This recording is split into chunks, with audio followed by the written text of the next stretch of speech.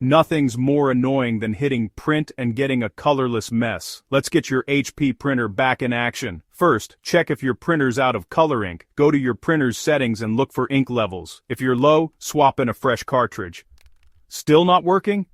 Try running a printhead cleaning from your printer's menu. This unclogs dried up ink and helps colors flow smoothly. If colors are missing or streaky, pop open your printer and gently remove the cartridges. Wipe the printhead contacts with a lint-free cloth, just don't use water. Pop everything back in place. Next, check your printer settings on your computer. Make sure you're not set to black and white or grayscale by mistake. Finally, run a test print. If you still have issues, try restarting your printer or reinstall the printer software.